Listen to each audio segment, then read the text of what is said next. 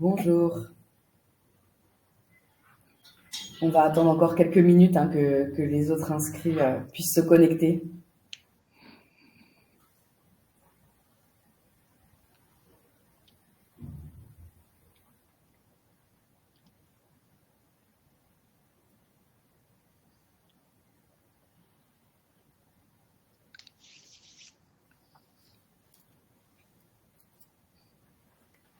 Bonjour à tous.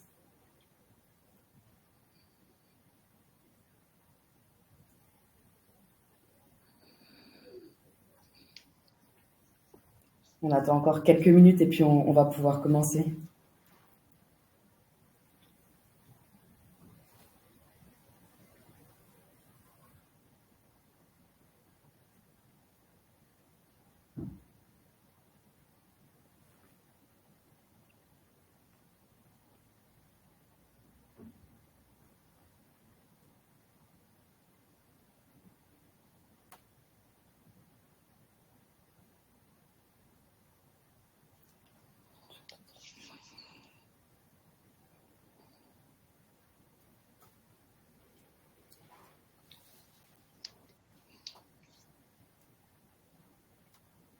J'attends encore une petite minute et puis on va pouvoir commencer.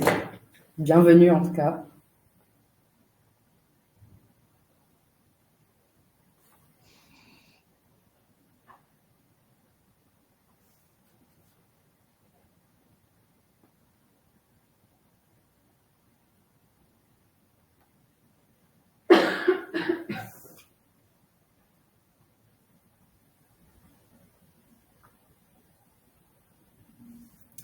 Eh bien, écoutez, bonjour à ceux qui viennent d'arriver.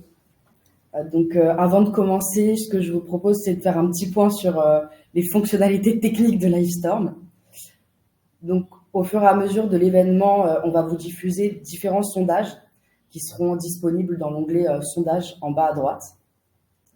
Vous pourrez aussi poser vos questions tout au long du webinaire sur l'onglet Questions qui se trouve juste à la droite de l'onglet Sondages.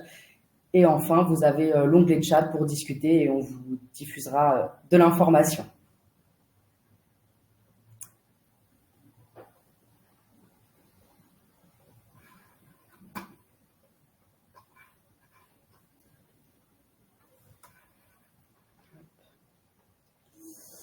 Eh bien, commençons. Tout d'abord, merci à tous d'être avec nous. Donc, aujourd'hui, on va parler de comment adopter et contrôler l'IA, et tout ça au service de la performance opérationnelle de vos services clients.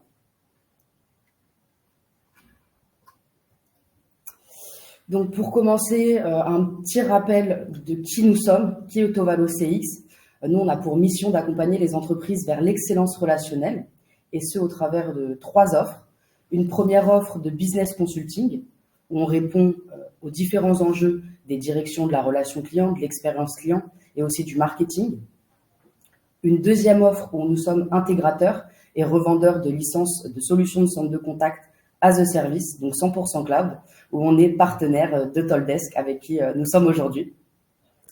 Et une troisième offre d'expertise technologique où, à l'inverse du business consulting, on accompagne les DSI sous forme d'assistance technique et là pour accompagner vraiment sur tous les outils de la relation client. En quelques mots, Autovalo aujourd'hui, on a notre siège qui est à Paris, mais on intervient partout en France. On accompagne des entreprises aussi bien du CAC 40 que des ETI et aujourd'hui, on est un peu plus de 70 collaborateurs. Et si je devais résumer sur nos 3 offres, on a une vraie force, c'est notre double compétence, aussi bien une expertise métier qu'une expertise technique. Voilà pour les quelques mots sur Autovalo. À présent, on va vous diffuser notre premier sondage pour vérifier votre compréhension et votre maturité sur les sujets d'intelligence artificielle et pour adapter bien sûr notre discours en fonction.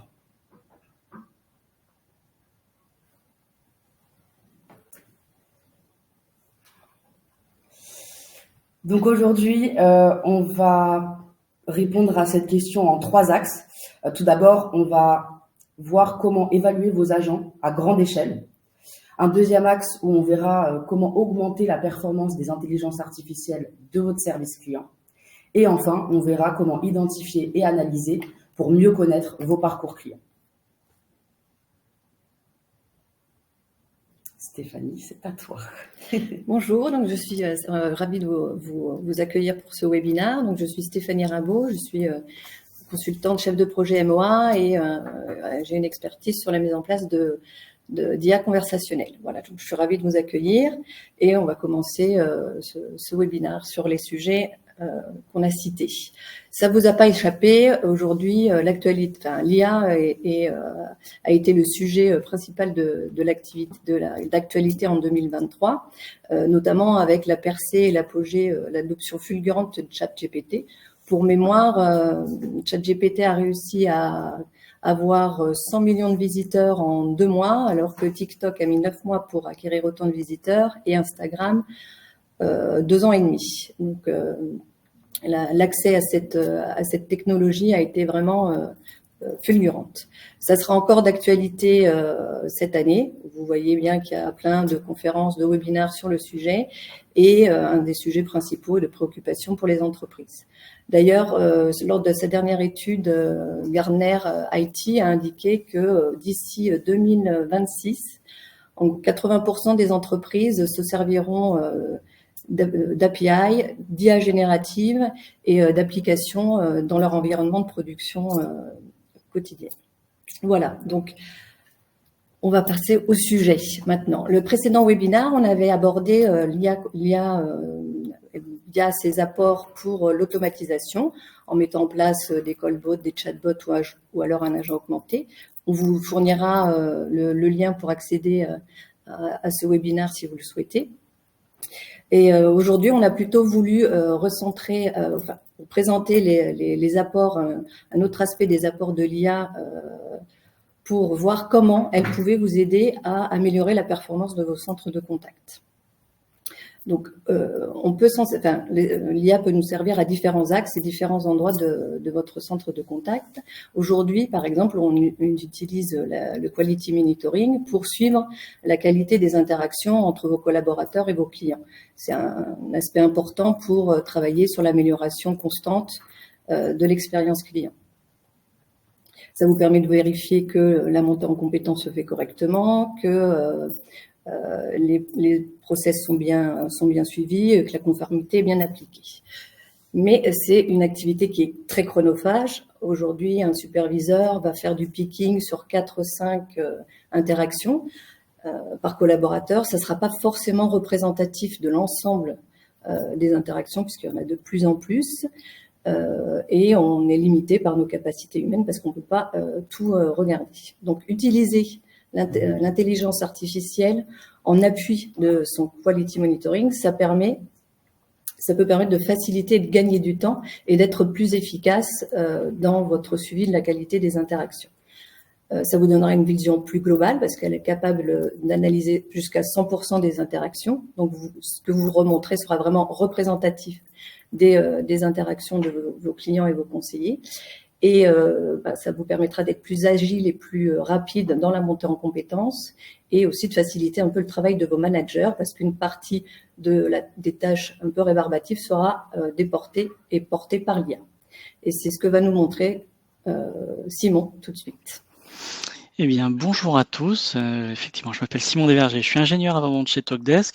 Moi, j'interviens sur les aspects purement fonctionnels présentation de la solution, et également dans la définition des processus métiers, quand on doit organiser les automatisations ou l'intégration d'intelligence artificielle dans les différents modules de la solution. Ce que je vous partage à l'écran, c'est notre interface, c'est le portail applicatif de Talkdesk avec l'ensemble des briques applicatifs en fonction des droits utilisateurs et en fonction du niveau de licence, tout bêtement, on va accéder à telle ou telle brique. Donc là, je fais le focus sur la brique Quality Management, parce que c'est de ça dont il s'agit. Mon idée, c'est de vous présenter en quoi on va faire gagner du temps à 2 niveaux. Le premier, c'est, comme le disait très justement Stéphanie, couvrir 100% du périmètre, là où on va éviter l'échantillonnage et les effets de bord d'un échantillonnage qui ne serait pas forcément représentatif. Et puis, faire gagner du temps, ça veut dire aussi éviter de faire des évaluateurs, des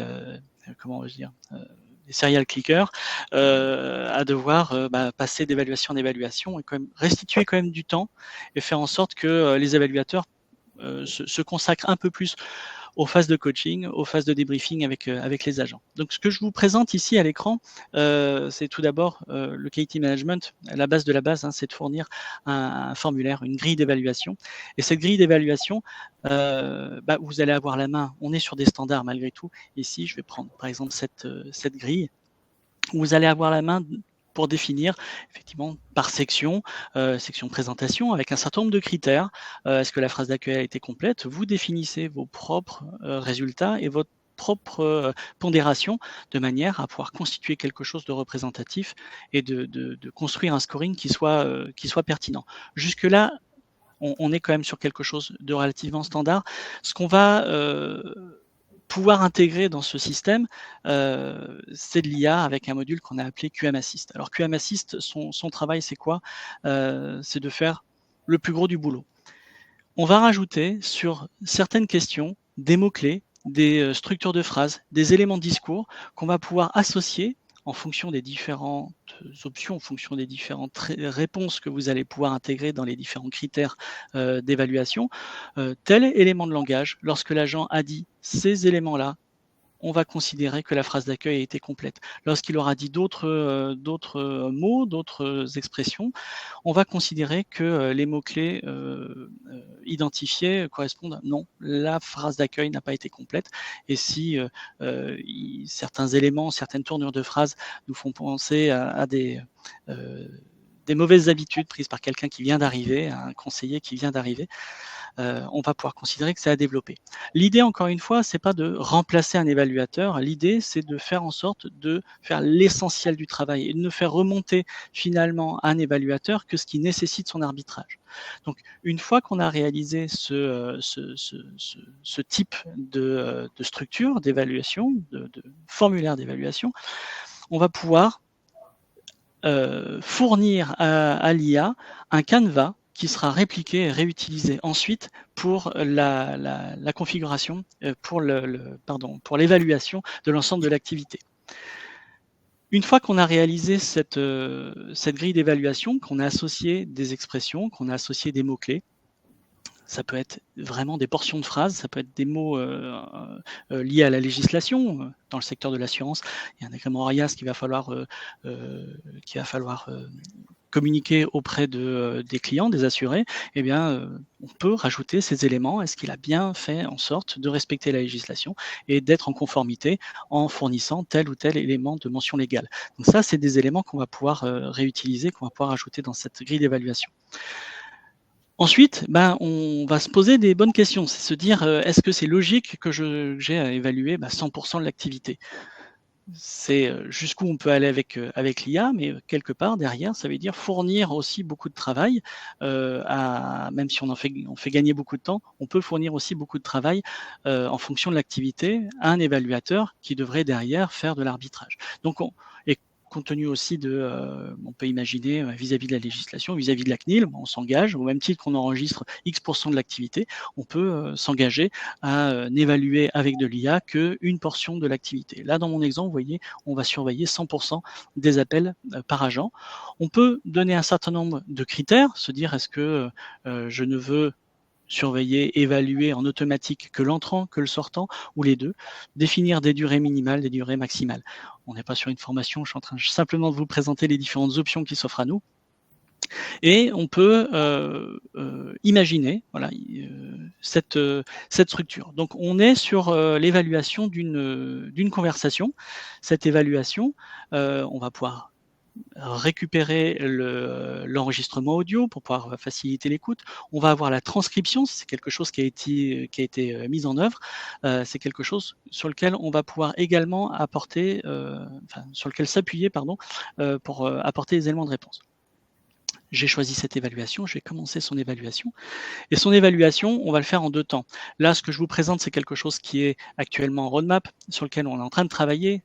C'est aussi l'objectif de cette présentation aujourd'hui, c'est vous présenter l'état de l'art et vous présenter ce qu'on va pouvoir mettre en œuvre dans les mois qui viennent. Quand on parle du futur chez Talkdesk, c'est généralement dans les mois qui viennent. Le premier élément ici, c'est qu'on va pouvoir faire notre action automatique en disant est-ce que la phrase d'accueil a été complète, oui ou non. On va pouvoir s'aider de cette fonctionnalité qui va nous permettre de renseigner tout ce qui n'aurait pas été déjà validé.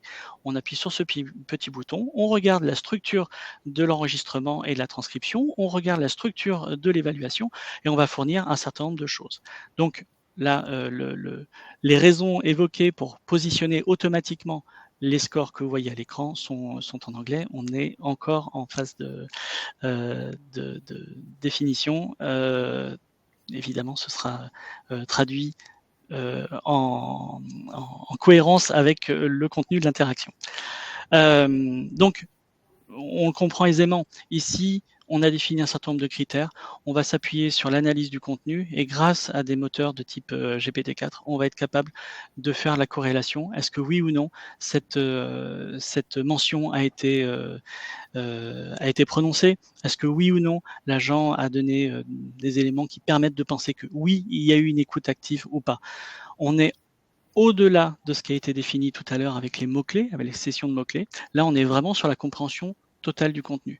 Donc, ça veut dire qu'on va pouvoir se rapprocher d'informations qui soient plus métiers. On pourrait s'arrêter simplement à est-ce que l'agent a été poli, oui ou non?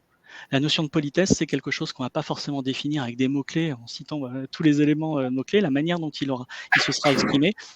On réintègre ces éléments et on peut définir, oui, le niveau de politesse est acceptable ou pas. Si je reviens sur notre dashboard ici, on va pouvoir visualiser tout ce qui aura été réalisé par notre IA. Là, on a un certain nombre d'interactions qui ont été déjà scorées par l'intelligence artificielle et qui nous donnent un élément ici de calcul automatique. On pourrait parfaitement définir une règle qui consiste à dire, moi, à partir du moment où j'ai plus de 80%, plus de 70% de mon évaluation qui est positive, je m'en remets à l'IA, je m'arrête là, pas besoin d'un arbitrage supplémentaire, pas besoin de construire davantage mon évaluation. En revanche, tout ce qui va être en dessous d'un certain seuil, ça va nécessiter peut-être une réévaluation, peut-être un peu plus de suivi et une révision sera nécessaire. À ce moment-là, on va pouvoir restituer vraiment les évaluations qui nécessitent l'intervention d'un évaluateur. J'espère que j'ai été clair. Je rends la main pour la suite du programme. Merci beaucoup, Simon. Donc, avant de conclure sur cette partie, on vous a transmis à l'instant un deuxième sondage. Et donc, pour conclure, à présent, on vient de voir avec Simon et Stéphanie comment l'intelligence artificielle va aider vos managers à identifier rapidement les points d'amélioration et aussi accompagner vos collaborateurs sur leur montée en compétences en continu. À présent, on va voir comment augmenter la performance des intelligences artificielles au sein de votre service client. Donc, on a vu, c'est important de suivre la qualité de nos collaborateurs et leur performance par rapport à la relation, aux questions, aux réponses à la relation client. Mais il est important aussi de surveiller et de manager son IA. En effet, quand on met en place des projets d'intelligence artificielle tels que l'IA conversationnelle ou encore l'agent assist, après les phases de cadrage, les phases de mise en œuvre, il est nécessaire de mettre en place une phase d'optimisation, et je dirais même plus tout le long et tout le temps mettre en place une démarche d'amélioration continue. Au départ, l'intelligence artificielle se base sur les données que vous lui avez fournies, donc elles sont validées. Mais au fur et à mesure, et c'est là toute sa force et toute sa puissance, en fonction des interactions, elle va apprendre, elle va intégrer de nouvelles connaissances. Et il est important de vérifier que ces connaissances sont justes et qu'elle a bien compris et qu'elle restitue correctement les informations que vous souhaitez, que ce soit à vos clients ou à vos collaborateurs, pour éviter les erreurs et éviter les phénomènes d'hallucination, comme on dit. Avec l'évolution de la technologie, aujourd'hui, on a des interfaces extrêmement simples qui nous permettent de suivre de manière régulière les performances de votre IA. Et ça peut aussi être une occasion de travailler, d'intégrer vos collaborateurs dans la mise en place et dans le suivi de ces nouvelles technologies, et peut-être de repenser à des organisations différentes. On va voir concrètement, avec la démo de Simon, comment ça se passe sur l'outil Talkdesk. Hop, c'est reparti. Hop. Donc effectivement, l'idée d'utiliser l'intelligence artificielle pour simplifier le parcours du client, faciliter la vie de l'agent, ça va nécessiter malgré tout à minima du suivi pour éviter des biais et pour éviter d'introduire finalement toujours des réponses standardisées. Donc l'idée, c'est de s'appuyer au même titre que je vous ai présenté Quality Management. On va avoir une application qui va être dédiée qui s'appelle AI Trainer. AI Trainer, son travail, ça va être de vous impliquer dans l'alimentation, par exemple, des intentions, de surveiller en quoi tel agent virtuel ou tel processus a été alimenté par l'IA, a bien été utilisé, ou si finalement on a toujours utilisé la porte de sortie. Mettre en place avec un bot, par exemple, c'est si dès la première question posée par votre client, on sort par l'escalade auprès des agents, finalement on n'a pas résolu beaucoup de choses. Donc, quelles sont les thématiques, quels sont les sujets qui ont été traités par l'agent virtuel, par exemple. Là, c'est ce que je vous présente à l'écran, un dashboard assez simple.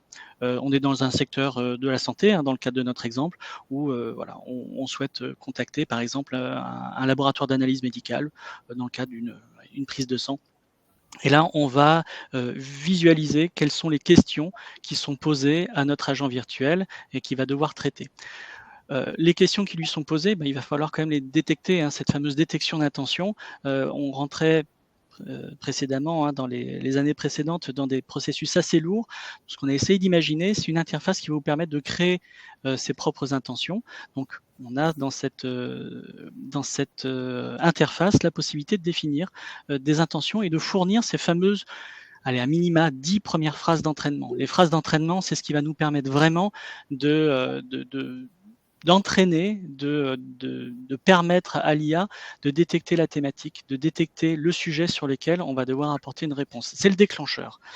Et donc, ça peut être fastidieux de dire, voilà, juste pour cette intention, là, c'est conditions de prise de sang. Les conditions de prise de sang, je vais devoir saisir 10 phrases à peu près différentes. Ça prend beaucoup de temps. Si on a une centaine d'intentions à détecter par notre agent virtuel, vous faites un peu le calcul, ça fait quand même pas mal de temps à consacrer à la configuration initiale.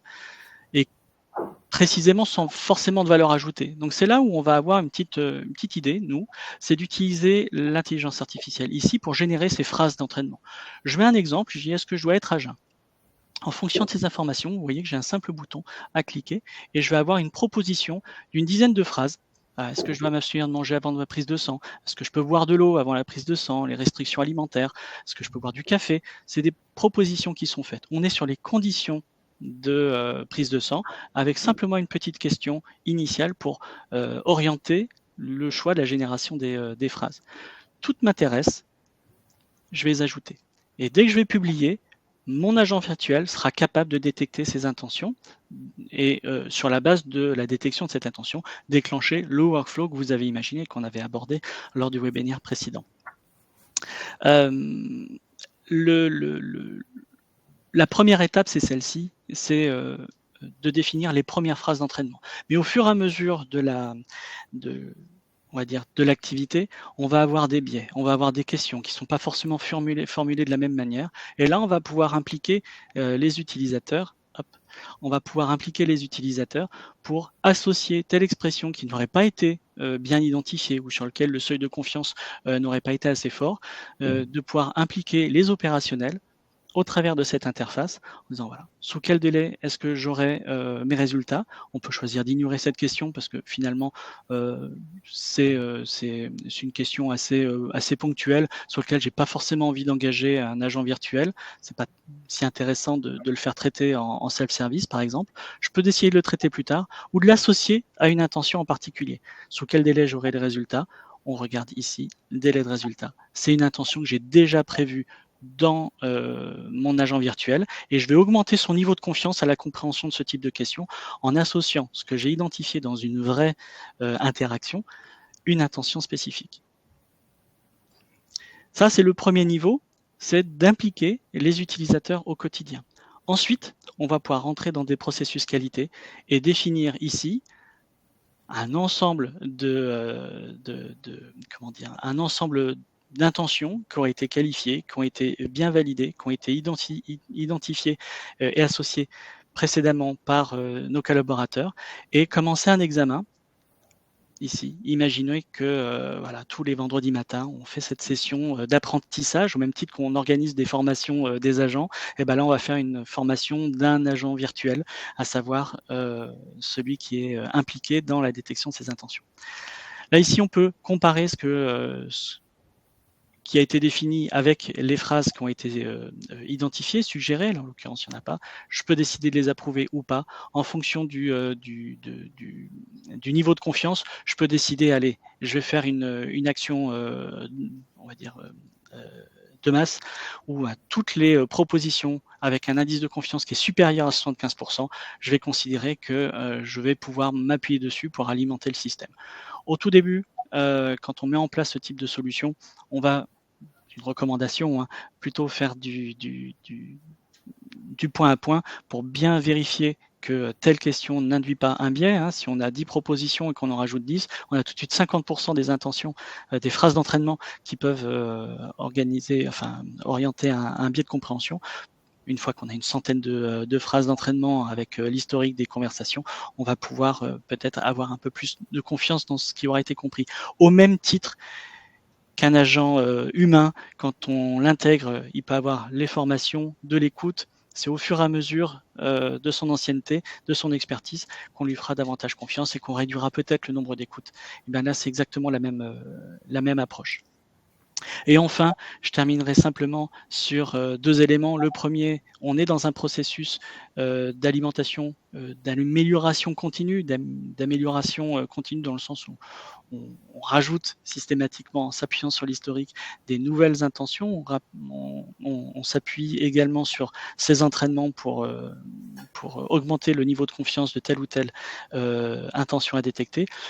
Le processus de management du changement peut vous inciter en termes d'organisation à dire ok, moi je mets en place toutes ces approbations et je lancerai à un moment bien particulier tel ou tel changement, l'ensemble des modifications, je peux les planifier pour que ce soit organisé peut-être le premier du mois ou en fin de semaine et ainsi de suite. Je voulais finir également sur la manière d'impliquer l'humain dans la boucle, comme on dit, sur ce qu'on avait évoqué lors du webinaire précédent, à savoir en fin de conversation, l'agent a possibilité automatiquement d'obtenir le résumé de la conversation et d'utiliser ce résumé pour pouvoir le positionner dans un champ commentaire qui pourra permettre d'alimenter par exemple le CRM. Et ben, on a la possibilité de pouvoir avoir un peu de visibilité sur ce qui a été proposé, ce qui a été réellement fourni, soumis par l'agent. Là, en l'occurrence, c'était pour un contrôle de cholestérol. On s'est posé un certain nombre de questions. On a fourni un résumé automatique fin de conversation de tout ce qui a été abordé pendant la conversation. Et puis, on a rajouté un certain nombre d'éléments à confirmer au client le délai de réception de résultats, fournir les horaires d'ouverture de son prélèvement. Voilà. Ça, c'est des éléments que l'agent, lui, a rajoutés. on va pouvoir améliorer le processus de manière à ce que le prochain résumé, on puisse intégrer par exemple ce type d'action complémentaire. On va pouvoir également surveiller, là on est sur un autre cas, on va pouvoir surveiller, la modification sera immédiate parce que c'est ce qu'a dit l'agent, mais dans la vraie vie, dans la modification, elle ne sera pas immédiate, elle sera sous 24 heures. Finalement, en regardant le processus, l'ensemble de la documentation qu'il a à disposition. Il a souhaité retirer cette partie-là du résumé. C'est quelque chose qu'on va pouvoir traquer, c'est quelque chose qu'on va pouvoir réorganiser. Peut-être en remontant une nouvelle procédure qui indique le délai réel de modification et de la prise en charge de tel ou tel changement sur le compte client. Voilà, j'insiste pas davantage, je rends la main pour la troisième partie. Merci beaucoup Simon pour la démonstration. Alors on va vous lancer le dernier sondage, le troisième et dernier sondage avant de continuer. Pour conclure sur cette partie, la technologie d'intelligence artificielle pour être optimum, elle nécessite la mise en place d'un processus d'amélioration continue et elle peut également être un atout supplémentaire pour vous apporter une meilleure connaissance de vos parcours clients et tout ça en s'appuyant sur l'Interaction Analytics. Et justement, on va voir maintenant comment identifier et analyser pour mieux connaître justement vos parcours clients. Stéphanie, merci, Romane. Effectivement. Alors, quelle que soit votre activité, écoutez la voix du client. C'est primordial pour comprendre ses besoins, identifier ses sources d'insatisfaction, de satisfaction aussi, car il faut quand même prendre aussi le positif et pouvoir développer le positif quand il y en a. Et même si on s'appuie sur des technologies différentes, c'est pas toujours évident, car de plus en plus, on a de plus en plus de données, de plus en plus d'interactions. En moyenne, un client contacte un service client pour une même question via 3 canaux différents. Donc, ça fait beaucoup d'analyses à faire et il faut trouver les bonnes infos. Souvent, les données sont silotées, peu structurées et ou peu exploitées. Donc, l'intelligence artificielle, avec sa puissance de calcul et d'interprétation, va pouvoir vous aider à transformer toutes ces données en informations plus facilement accessibles et plus facilement exploitables. Ça peut vous permettre de mieux comprendre les motifs d'appel, surtout les motifs récurrents, et identifier éventuellement des motifs que vous pourriez automatiser, des demandes que vous pourriez automatiser, car ce sont des demandes qui sont nécessaires et utiles pour vos clients, mais pas forcément à forte valeur ajoutée pour vos conseillers. Donc, ça permettrait de dégager du temps pour qu'ils puissent répondre sur des demandes à plus forte valeur ajoutée. C'est valorisant pour vos conseillers et c'est utile aussi pour vos clients. Elle peut vous permettre aussi d'agir plus rapidement, d'identifier des cas où il y a un problème rapide, un problème qui sort, qui apparaît dans votre centre de contact de manière pas du tout récurrente, mais voilà, où il y a plusieurs remontées. Ça peut vous permettre d'être proactif et d'agir et de répondre rapidement au client qui a rencontré ce problème. Et une nouvelle chose qui est quand même super intéressante, c'est aussi qu'en analysant toutes ces interactions, elle va vous permettre de mettre en évidence, de faire émerger de nouvelles thématiques. Il est possible qu'il y ait des sujets auxquels vous n'avez pas pensé, mais vos clients sont demandeurs.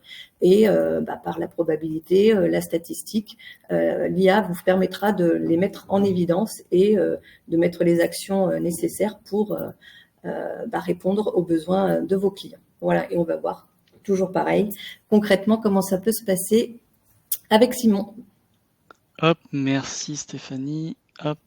Donc effectivement, là on est sur un autre périmètre où l'on va vouloir regarder plus globalement l'activité du centre de contact et vous présenter ce que nous avons effectivement encore une fois dans notre roadmap et ce qui est prévu dans les semaines, mois à venir. Ce que vous voyez à l'écran, c'est une interface, une application spécifique qui s'appelle Interaction Analytics. Son objectif, effectivement, c'est vous permettre d'accéder à la compréhension de ce qui se passe globalement sur le centre de contact. Je vais commencer assez simplement avec 3 fonctionnalités clés. La première, c'est la possibilité de visualiser en volume et avec les sentiments associés les différentes intentions qui ont été détectées, qui ont été utilisées par les différents systèmes, que ce soit Virtual Agent ou Agent Assist, permettent de visualiser que voilà, il y a tant d'interactions, telle proportion d'interactions qui nécessitent, qui ont été identifiées pour du renouvellement de mot de passe là dans le cadre d'un service desk ou du paiement pour recouvrement d'impayés et ainsi de suite. On va pouvoir récupérer ces différentes informations, identifier un certain nombre de mots-clés qui vont nous permettre d'identifier si les raisons pour lesquelles on va contacter le centre de contact, on est plutôt sur des tendances négatives, positives ou neutres. On rajoutera dans les mois à venir une notion d'émotion. La personne a été contrariée, la personne s'est énervée, la personne était contente, fait part de sa gratitude. Voilà, c'est des éléments qu'on va pouvoir rajouter pour consolider ce dashboard. Et puis, on va avoir la possibilité de visualiser également un certain nombre de choses au travers de CX Sensor. CX Sensor, c'est la possibilité de pouvoir déclencher une notification lorsque des mots particuliers ont été identifiés, ont été retrouvés. Là, en l'occurrence, avec CX Sensor, on peut définir, hop, on va créer ensemble, ici, ça peut être l'escalade superviseur. Hop. Je dis que si on demande si on demande à s'adresser au superviseur, ben on est quand même dans une catégorie plutôt négative. Donc les mots-clés, ça peut être je veux parler à votre supérieur. Oh, j'écris vraiment n'importe comment, on est vendredi, on va dire que c'est de ma faute. On va rajouter ce type de mots-clés, ce type de phrase, dès que ce sera détecté, que ce sera prononcé par le contact et pas par l'agent, dans tel ou tel fil d'attente. Ça peut être important sur la réclamation, sur des activités simplement de suivi compte client, peut-être pas sur les activités de réclamation, parce que systématiquement on demande à faire l'escalade. C'est peut-être le boulot des équipes de réclamation de justement gérer ce type de demande. On va pas faire une notification dans ces cas-là, mais on peut imaginer des cas de figure. Et puis après, on se dit: «OK, si ça arrive, allez, on se dit 5 fois dans les 2 dernières heures, intervalle de temps de 15 minutes, à ce moment-là, je ferai une remontée de notification auprès du manager. Ça va permettre d'identifier si, sur une équipe en particulier, sur, un agent en particulier, est-ce qu'il a les éléments de langage qui vont permettre, justement de désamorcer telle ou telle situation conflictuelle avec un client. Ça va permettre de faire ces remontées de manière un peu proactive. L'autre approche de Interaction Analytics, c'est de pouvoir faire des recherches. Et les recherches, ça va être sur des mots-clés, pas forcément sur des intentions. Là, on va être vraiment au niveau verbatim. On dit, voilà, moi, des changements d'adresse, j'aimerais savoir combien de fois et dans quelle situation on va parler d'un changement d'adresse. Donc, on a possibilité de pouvoir construire des recherches plus ou moins complexes, et puis retrouver ici les différentes interactions dans lesquelles on a dû utiliser ce terme. J'insiste pas davantage. L'idée, encore une fois, c'est de pouvoir retrouver les différentes thématiques qui vont vous permettre, vous, de pouvoir alimenter la base de connaissances pour rendre un peu plus pertinent le travail d'Agent Assist quand il fera remonter les différents articles sur l'écoute des conversations. Ça va être peut-être d'imaginer un nouveau cas métier que Virtual Agent va devoir traiter lorsque on a des nouvelles demandes qui vont devenir plus pressantes. On va avoir la possibilité sur cette recherche de fournir des informations de tendance. Moi, je pense toujours à une situation, voilà, une annonce gouvernementale. Je pense à ce qui s'est passé avec la loi Hamon il y a quelques années où, voilà, du jour au lendemain, on a annoncé que, on serait capable de résilier son assurance, quasiment à n'importe quel moment. Bah, ça a généré un volume d'appels absolument énorme. La loi n'était pas encore promulguée, mais ça a généré un volume d'appels très important. On veut pouvoir surveiller cette tendance et s'assurer que, OK, est-ce que je suis dans une phase montante, une phase descendante par rapport à la gestion de ce type de demande? Est-ce que je dois imaginer peut-être, modifier l'expérience client en amont de la distribution avec un agent virtuel ou avec un SVI spécifique pour pouvoir traiter ces demandes vraiment spécifiques de résiliation anticipée? Hem, mon idée par rapport à ça, c'est aussi de savoir ce qui s'est passé avec l'agent virtuel. L'agent virtuel, c'est comme son nom l'indique, c'est pas un vrai agent. Et donc, faire son écoute et puis faire le chuchotement pendant la conversation, c'est un peu compliqué. En revanche, on va avoir la possibilité de visualiser tout ce qui s'est passé. Donc là, je prends le cas d'un agent virtuel ou d'un ensemble d'agents virtuels. Et avec cette fonctionnalité qu'on vient de mettre à disposition de nos clients, on va avoir la possibilité de visualiser les différentes étapes qui ont accompagner le client dans ses demandes au travers d'une conversation avec un agent virtuel. Là, c'est sur 82 interactions, il y en a eu 5 qui demandaient des détails sur la livraison d'un équipement, d'une commande. On va pouvoir, de cette manière, rentrer un peu plus dans le détail et se dire, finalement, j'ai mis en place un agent virtuel et pour arriver à le traiter en self-care, il m'a fallu 15 étapes. 15 étapes, c'est peut-être beaucoup. Est-ce que j'ai pas un moyen d'améliorer le processus? Est-ce que j'ai pas un moyen de poser des questions plus directes pour éviter de rentrer dans des phases de micro-questions et finalement présenter quelque chose de peu convaincant qui risque, au bout d'un moment, de décourager le client et de demander systématiquement une escalade auprès d'un agent humain, auquel cas on a perdu le bénéfice de l'agent virtuel.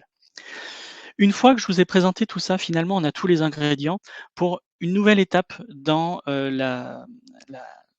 l'analyse de l'activité. La nouvelle étape, c'est quoi? C'est que aujourd'hui, grâce à des solutions de type GPT-4, ce type de moteur, on va pouvoir écouter les conversations sans forcément avoir défini des intentions préalablement. Les intentions, ce que je vous ai présenté tout à l'heure dans AI Trainer, vont être là pour déclencher des processus avec l'agent virtuel. Mais en termes d'analyse, j'ai bien envie de voir ce qui se passe sous le radar. C'est-à-dire que j'ai une quantité de conversations, là j'en ai plus de 52 000 qui concernent telle thématique. Et bien là, avec Topic Discovery, on va pouvoir visualiser que, tiens, dans ce gros volume d'appels, je suis en train de voir naître un petit sujet qui prend pas beaucoup de place, qui peut être dans le cas du retail, par exemple, des personnes qui se plaignent que la livraison, c'est pas bien faite, que le colis est abîmé, ou un équipement, on a commandé un équipement et puis, on s'aperçoit que c'était une télévision de telle marque qui pose souci et ça passe sous le radar sur la quantité d'informations qu'on va pouvoir collecter. En revanche, avec Topic Discovery, on va pouvoir faire remonter ce type de données, ce type d'informations et fournir, c'est ce qui est prévu dans les mois à venir, une tendance et observer que, tiens, c'est quand même bizarre, depuis qu'on a changé nos conditions générales de vente, on observe une tendance à la hausse avec tel type de demande. Depuis qu'on a rajouté à notre catalogue tel équipement, eh bien, on va s'apercevoir que on a une recrudescence des SAV. Donc ça peut poser des questions et ça peut déjà permettre d'anticiper un certain nombre de choses. Et puis finalement, j'ai la possibilité de créer des intentions par un simple clic. J'ai possibilité de créer des phrases d'entraînement par un simple clic.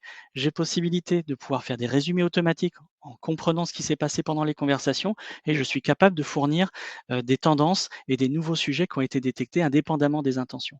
Et donc là, on va arriver dans une nouvelle phase que je vous présente malheureusement au travers de slides parce que malheureusement, c'est pas quelque chose que je peux encore vous présenter, mais on n'hésitera pas à le faire lors d'un prochain webinaire.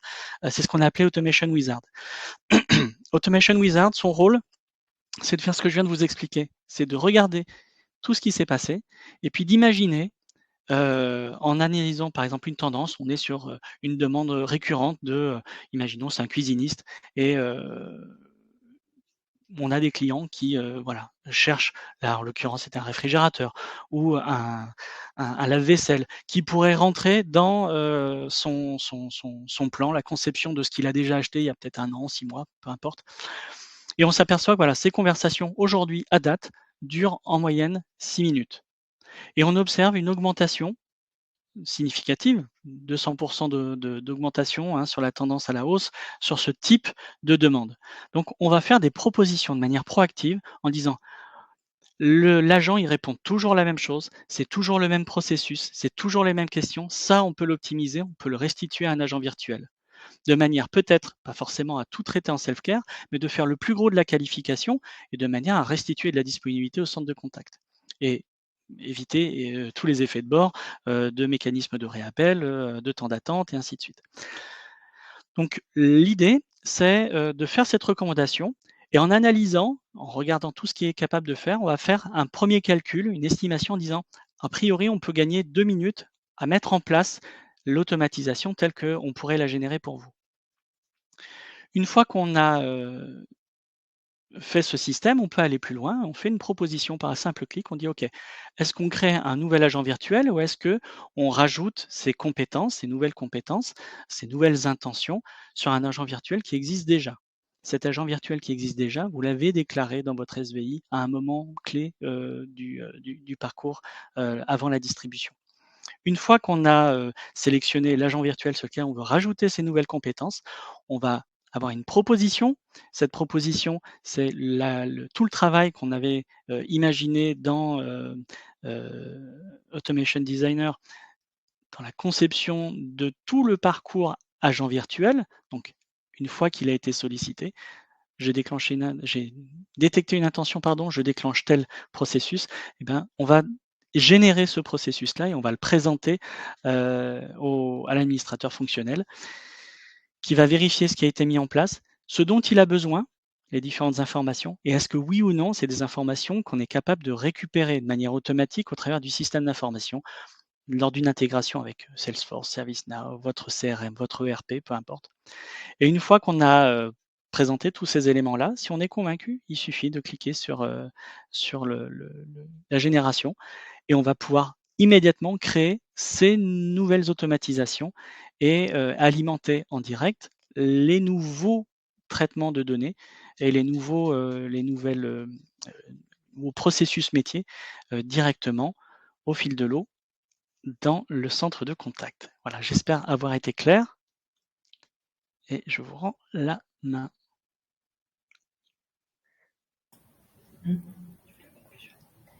Eh ben, merci Simon. J'espère qu'avec tous ces éléments, on vous aura donné envie d'en savoir plus et peut-être d'implémenter des services d'intelligence artificielle au sein de vos centres de contact. De toute façon, je pense que c'est à peu près partagé par tout le monde. Il va falloir faire avec l'intelligence artificielle. On voit que ça peut nous apporter énormément en termes d'expérience client et d'expérience collaborateur. Voilà, je vous remercie tous de votre écoute, d'avoir été là. Et si vous avez, vous avez sur le slide les contacts d'Ovalo que vous pouvez appeler pour en savoir plus. Et si vous avez des questions, on est à votre disposition. Voilà.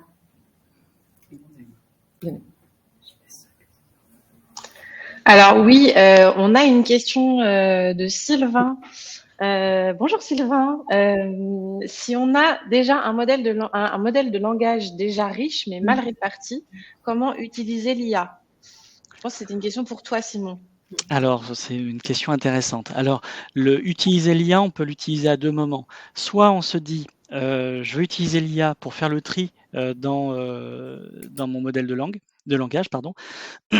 Là, auquel cas, là, c'est un autre travail. C'est pas forcément prévu au travers des interfaces, mais c'est quelque chose qui peut être imaginé dans un second temps. Le second temps, ce serait quoi? Ce serait d'utiliser le modèle de langage pour l'intégrer en base de connaissances, en socle de l'analyse des conversations et de la détection des intentions, fournir du contenu en s'appuyant sur ce que vous avez déjà, et au fur et à mesure, alimenter Interaction Analytics qui, lui, va dire, OK, dans telle situation, on a utilisé tel élément, dans telle situation, on a utilisé un autre élément, et de cette manière, le tri se fera au fur et à mesure de l'expérience, au fur et à mesure de l'activité.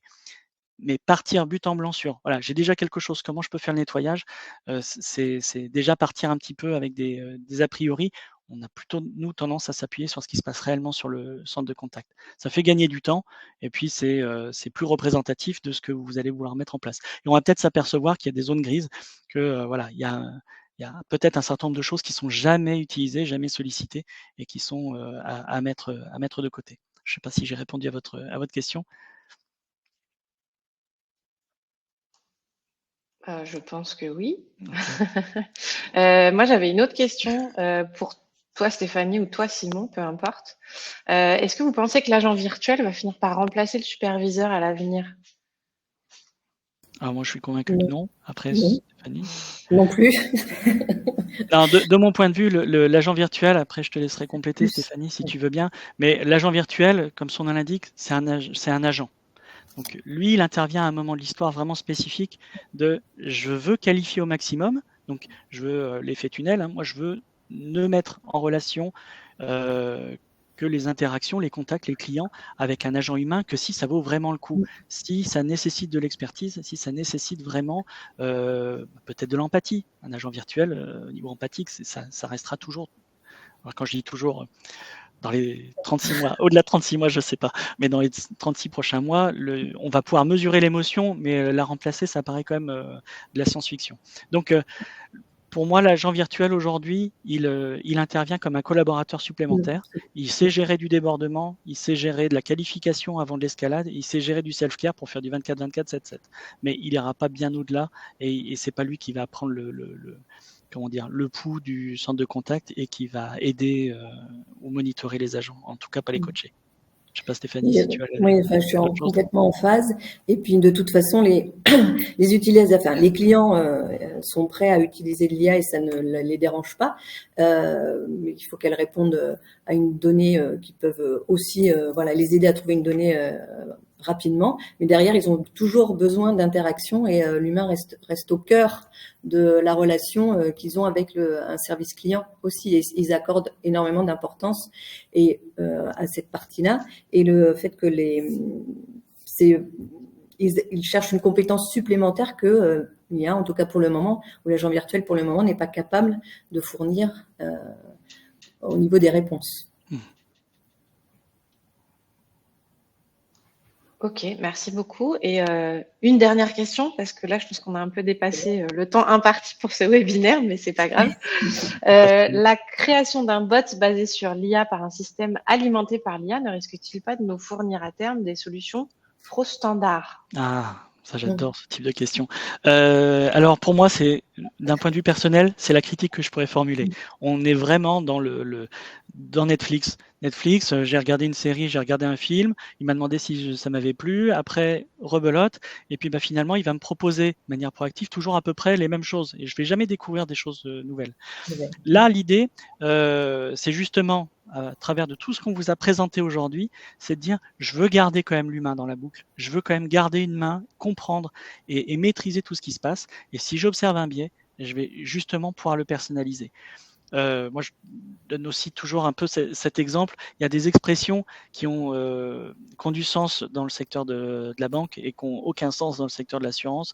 Et pourtant, c'est des expressions qui disent les mêmes choses. Moi, on demande un remboursement dans le retail et un remboursement pour des frais médicaux, c'est pas le même processus, c'est pas la même manière de l'aborder. Donc on reste de toute façon dépendant du vertical, de l'industrie, du secteur d'activité de l'entreprise et du centre de contact. Donc de toute façon, il y aura un moment ou un autre la nécessité de redéfinir des processus qui collent à votre organisation, 2, à ce que vous voulez proposer comme niveau de qualité à vos clients, et 3, vos enjeux économiques.